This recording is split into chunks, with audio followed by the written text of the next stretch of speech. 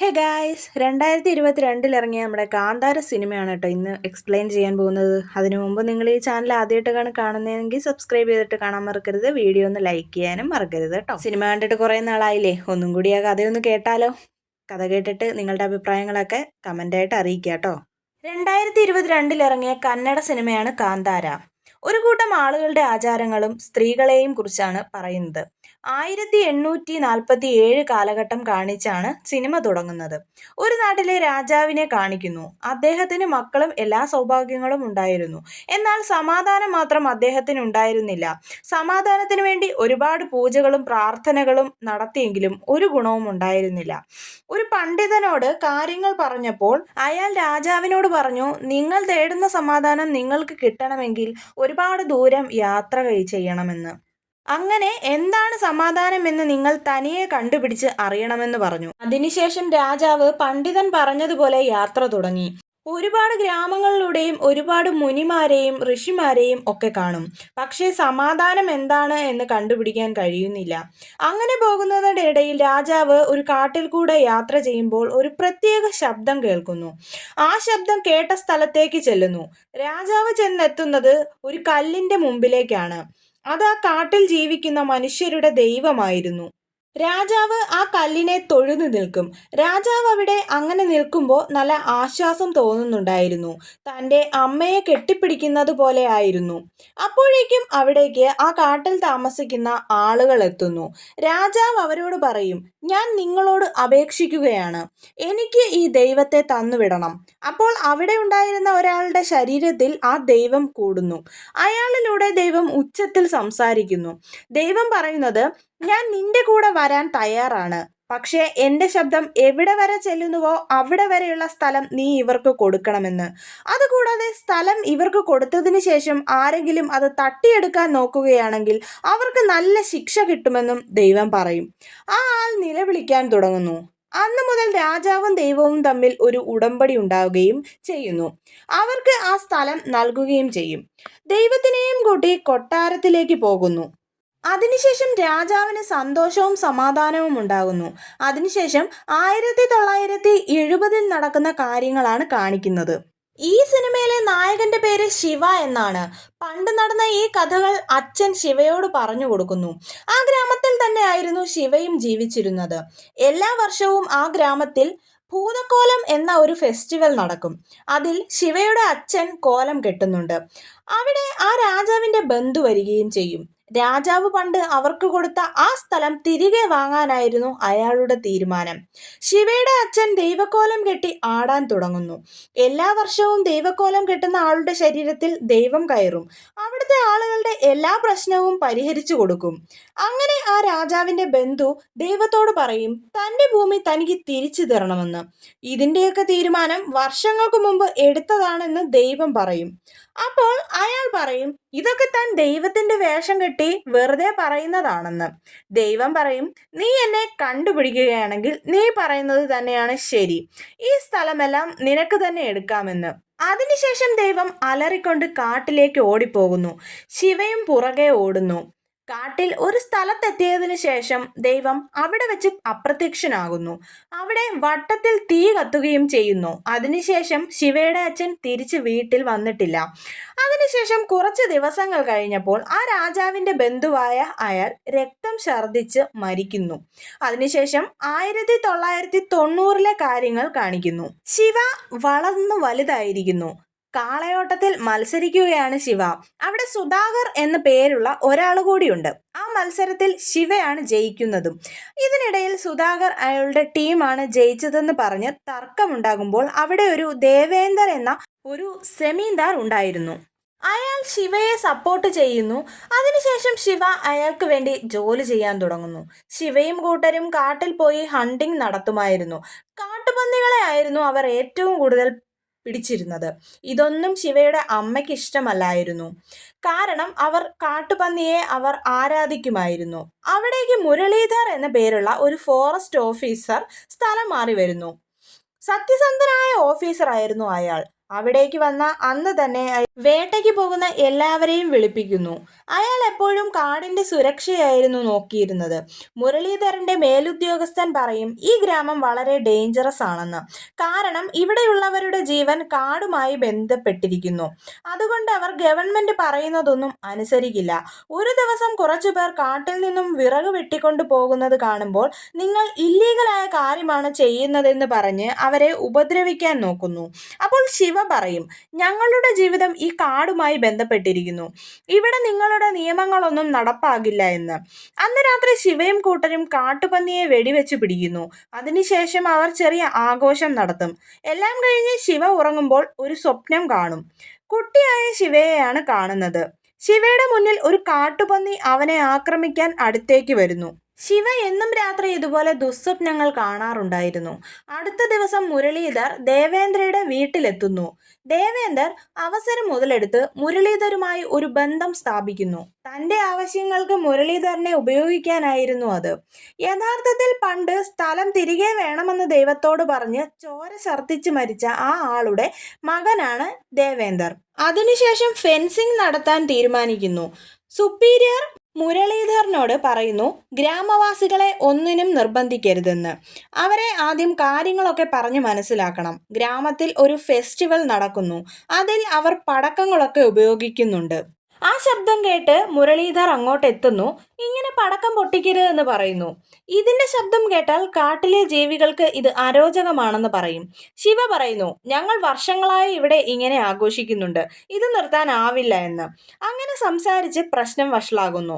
അത് കഴിഞ്ഞ് കാണിക്കുന്നത് ലീല എന്ന ഒരു പെൺകുട്ടി ഫോറസ്റ്റ് ഗാർഡിന്റെ ട്രെയിനിങ് കഴിഞ്ഞ് തിരികെ വരുന്നു. ശിവയും ലീലയും ചെറുപ്പം മുതലേ ഇഷ്ടപ്പെടുന്നവരാണ്. ലീലയുടെ അച്ഛൻ അവളെയും കൂട്ടി ശിവയുടെ അടുത്തെത്തുന്നു. ദേവേന്ദറിനോട് പറഞ്ഞ് അവൾക്കൊരു ജോലി വാങ്ങിക്കൊടുക്കണം എന്ന് പറയാനായിരുന്നു. ശിവ അവരെ കൂട്ടിക്കൊണ്ട് ദേവേന്ദറിന്റെ അടുത്തേക്ക് വരുന്നു. അങ്ങനെ ലീലയ്ക്ക് ജോലി കിട്ടുന്നു. അടുത്ത ദിവസം ലീല ജോയിൻ ചെയ്യുന്നു. അപ്പോഴാണ് ലീലയ്ക്ക് മനസ്സിലാകുന്നത് അവർ കാടിനു ചുറ്റും ഫെൻസിങ് വെക്കാൻ പോകുന്നു എന്ന്. അങ്ങനെയാണെങ്കിൽ മുഴുവൻ ഗ്രാമമോ കുറച്ച് ഭാഗമോ റിസർവ്ഡ് ഫോറസ്റ്റ് ആകും. മുരളീധർ കുറച്ച് ഓഫീസറുമായി ഗ്രാമത്തിലേക്ക് പോകുന്നു. അവിടെ നോക്കുമ്പോൾ കുറച്ച് ആളുകളുടെ വീട് ഫെൻസിങ്ങിനകത്താകും. അതുകൊണ്ട് ആ വീട്ടിലുള്ളവരെ അവിടെ നിന്നും ഒഴിപ്പിക്കേണ്ടി വരും. അതിനായി സുധാകറിന്റെ സഹായം മുരളീധർ വാങ്ങും. ഇതൊക്കെ കണ്ടോണ്ട് നിൽക്കാൻ മാത്രമേ ലീലയ്ക്ക് സാധിക്കുന്നുള്ളായിരുന്നു. കാരണം ഒരു വശം നോക്കുമ്പോൾ അതവളുടെ ഡ്യൂട്ടിയാണ്, പക്ഷേ അതവളുടെ ഗ്രാമത്തെ ബാധിക്കുന്ന കാര്യവുമാണ്. ആ ഗ്രാമവാസികൾ എല്ലാം കൂടി പോലീസിനെ തടയാൻ വേണ്ടി നോക്കുന്നു.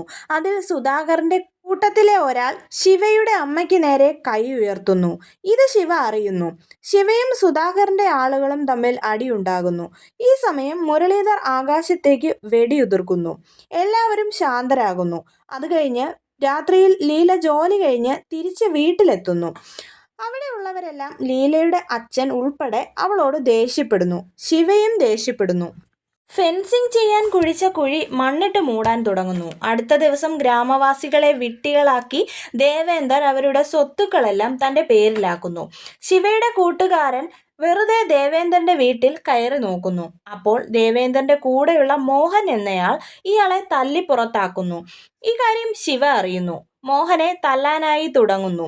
ദേവേന്ദർ അത് തടയുന്നു. ഇത്തവണയും ദേവേന്ദർ ശിവയുടെ ഭാഗത്ത് നിൽക്കുന്നു. അയാൾ ഇങ്ങനെ ചെയ്യുന്നത് ശിവയെ ഉപയോഗിച്ച് ഗ്രാമവാസികളുടെ സ്വത്ത് മുഴുവൻ കൈക്കലാക്കാനാണ്. ശിവയെ അയാൾ തന്നെ ആവശ്യത്തിന് വേണ്ടി ഉപയോഗിക്കുന്നു. ദേവേന്ദർ രാത്രിയായപ്പോൾ തന്റെ ഗേൾഫ്രണ്ടിനെ കാണാനായി പുറത്തേക്ക് പോവുകയാണ്. അയാൾ ശിവയെ ഒപ്പം കൂട്ടും. ആ കാട്ടിൽ പോയ സമയത്ത് ശിവ എന്തൊക്കെയോ ചില ശബ്ദങ്ങൾ കേൾക്കും. പെട്ടെന്ന് ശിവയുടെ മുന്നിൽ ദൈവത്തിന്റെ രൂപം പ്രത്യക്ഷപ്പെടുന്നു. ശിവ പേടിച്ച് ഓടിപ്പോകുന്നു. അടുത്ത ദിവസം ശിവയും കൂട്ടരും കാട്ടിലേക്ക് വേട്ടയ്ക്ക് പോകുന്നു.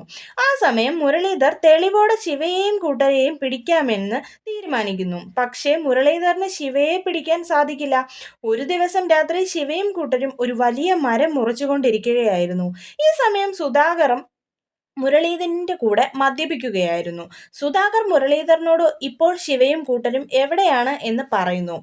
ഇവർ രണ്ടുപേരും അങ്ങോട്ട് പോകുന്നു. അപ്പോൾ ശിവയും കൂട്ടരും മുറിച്ച മരം അവരുടെ ജീപ്പിന് മുകളിലേക്ക് വീഴുന്നു. അവർക്ക് രണ്ടാൾക്കും പരിക്ക് പറ്റുന്നു. ഈ കാര്യം ദേവേന്ദർ അറിയുന്നു. ശിവയെയും കൂട്ടരെയും വഴക്ക് പറയുന്നു. ഒടുവിൽ ഒളിവിൽ പോകാൻ പറയുന്നു. ഹോസ്പിറ്റലിൽ നിന്ന് ഇറങ്ങുമ്പോൾ മുരളീധർ തീരുമാനിക്കുന്നു ശിവയുടെ പേരിൽ കേസെടുത്ത് അറസ്റ്റ് ചെയ്യണമെന്ന്. ശിവയും കൂട്ടരും കാട്ടിൽ തന്നെ ഒളിവിൽ കഴിയുന്നു. ഭക്ഷണം കഴിക്കാൻ വേണ്ടി മാത്രമാണ് ഗ്രാമത്തിലെത്തുന്നത്. കാട്ടിൽ ഉറങ്ങിക്കിടന്ന ശിവ സ്വപ്നം കാണുന്നു. കുറച്ചു ദിവസം കഴിഞ്ഞ് ശിവയെ അറസ്റ്റ് ചെയ്യുന്നു. അവരുടെ കയ്യിൽ ഉണ്ടായിരുന്ന തോക്കുകളും പിടിച്ചെടുക്കും. മുരളീധർ ലോക്കൽ ഗൺ ടെസ്റ്റ് ചെയ്യുന്നു. പെട്ടെന്ന് ആക്സിഡന്റ് ആയി മുരളീധറിന്റെ കണ്ണിന് പരിക്ക് പറ്റുന്നു. ശിവയെയും കൂട്ടരെയും ജയിലിൽ അടയ്ക്കുന്നു. ശിവയുടെ അച്ഛൻ അപ്രത്യക്ഷനായതിനു ശേഷം ശിവയുടെ ബന്ധു ഗുരു ആയിരുന്നു ദേവകോലം കെട്ടിയിരുന്നത്. ശിവയോട് കെട്ടാൻ പറഞ്ഞിരുന്നു. എന്നാൽ അവന് പേടി കാരണം അത് ചെയ്തില്ല. തൻ്റെ അച്ഛൻ അപ്രത്യക്ഷനായ പോലെ താനും അപ്രത്യക്ഷനാകുമോ എന്ന് പേടിയായിരുന്നു ശിവയ്ക്ക്. ഗുരുവയുടെ ഉള്ളിൽ ദൈവം കയറിയിട്ട് പറയും ശിവയെ എത്രയും വേഗം ഇവിടെ എത്തിക്കണമെന്ന്. അത് കഴിഞ്ഞ് ദേവേന്ദർ ഗുരുവയെ കാണും. ഗുരുവ ദേവേന്ദറിനോട് ശിവയ്ക്ക് ജാമ്യം വാങ്ങിക്കൊടുക്കണമെന്ന് അപേക്ഷിക്കും. ദേവേന്ദർ ഗുരുവയോട് ഒരു ഡീൽ സംസാരിക്കും. നീ ഈ ഗ്രാമത്തിലുള്ളവരോട് പറയണം ദൈവം എൻ്റെ ഉള്ളിൽ വന്നിട്ട് പറഞ്ഞു നിങ്ങൾ എല്ലാവരും സ്ഥലം മുഴുവൻ ദേവേന്ദറിന് എഴുതി കൊടുക്കണമെന്ന്. അങ്ങനെ പറയുകയാണെങ്കിൽ ഈ കാണുന്ന സ്ഥലത്തിൽ 5 ഏക്കർ നിനക്ക് നൽകാമെന്നും ദേവേന്ദർ ഗുരുവയോട് പറയുന്നു. ഈ കാര്യം ഭൂതക്കോലം കെട്ടുന്ന സമയം വേണം പറയാൻ. എന്നാൽ അന്ന് രാത്രി ഗുരുവ മരിക്കുന്നു. ഈ സമയം ശിവ സ്വപ്നം കാണുന്നു അവരുടെ ഗ്രാമത്തിലെ ദൈവം ശിവയുടെ മുൻപിലിരുന്ന് കരയുന്നു എന്ന്. അടുത്ത ദിവസം ഗുരുവ മരിച്ച കാര്യം ശിവ അറിയുന്നു. ഈ സമയം മുരളീധർ ദേവേന്ദർ ആ നാട്ടിലെ ആളുകളെ പറ്റിക്കുകയാണ് എന്ന് മനസ്സിലാക്കുന്നു. അതുകൊണ്ട് കാടിന്റെ കാര്യം എത്രയും പെട്ടെന്ന് തീർപ്പാക്കണമെന്ന് തീരുമാനിക്കുന്നു. മുരളീധർ സത്യമെല്ലാം അറിഞ്ഞു എന്ന് ദേവേന്ദർ അറിയുന്നു. ദേവേന്ദറും സഹായിയുമാണ് ഗുരുവയെ കൊന്നത്. ഗ്രാമവാസികൾ അതൊരു അപശകുനമായി കാണാനാണ് അങ്ങനെ ചെയ്തത്. ദേവേന്ദർ ശിവയ്ക്കും കൂട്ടർക്കും ജാമ്യം വാങ്ങിക്കൊടുക്കുന്നു. ദേവേന്ദർ ശിവയോട് പറയും മുരളീധർ ആണ് ഗുരുവയെ കൊന്നത് എന്ന്. ശിവ ഉടനെ മുരളീധറിനെ കൊല്ലാൻ തീരുമാനിക്കുന്നു. അതിനു മുമ്പ് വേറൊരാള് കാണുകയുണ്ടായി. അയാൾ പറയും താൻ ഗുരുവയെ അവസാനമായി ദേവേന്ദറിനൊപ്പമാണ് കണ്ടത്. അന്ന് തന്നെയാണ് ഗുരുവ മരിച്ചതുമെന്ന്. ഈ സമയം സുധാകറും ആളുകളും ശിവയെ ഫോളോ ചെയ്തു വന്നിരുന്നു. ശിവയെ അറ്റാക്ക് ചെയ്യുന്നു. വലിയൊരു ഫൈറ്റ് നടക്കുന്നു. ശിവ അത് കഴിഞ്ഞ് ദേവേന്ദറിന്റെ വീട്ടിലെത്തുന്നു. അയാൾ അത്താഴം കഴിച്ചുകൊണ്ടിരിക്കുകയായിരുന്നു. ശിവയും പെട്ടെന്ന് ചെന്ന് ആഹാരം കഴിക്കാൻ തുടങ്ങുന്നു. അവിടെ നിന്നും ശിവ തന്റെ ഗ്രാമവാസികളോട് കാര്യങ്ങൾ പറയാനായി പോകുന്നു. ദേവേന്ദ്രനും സത്യമെല്ലാം ആളുകൾ അറിഞ്ഞു എന്നറിയും. ദേവേന്ദർ തന്റെ ആളുകളോടൊപ്പം ഗ്രാമത്തിലെത്തുന്നു. അവരെ അടിച്ചോടിക്കാൻ വേണ്ടിയാണ് അയാൾ എത്തിയത്. ഈ സമയം മുരളീധറും കൂട്ടരും ഗ്രാമവാസികളുടെ കൂടെ ഉണ്ടായിരുന്നു. അയാൾക്കും ഇപ്പോൾ സത്യമെല്ലാം മനസ്സിലായി കഴിഞ്ഞു.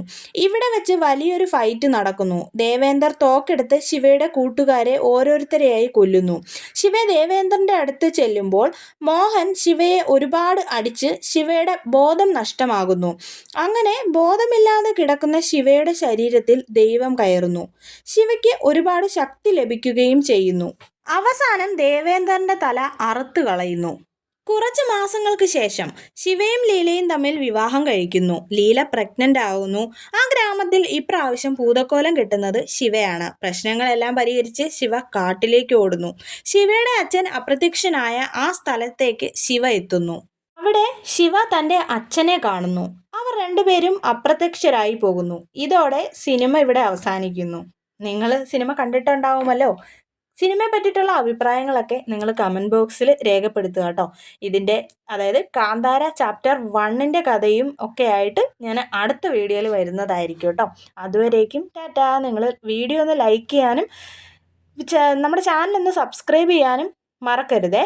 അപ്പോൾ അടുത്ത വീഡിയോയിൽ കാന്താര ചാപ്റ്റർ 1ൻ്റെ കഥയായിട്ട് ഞാൻ വരും. ബായ്.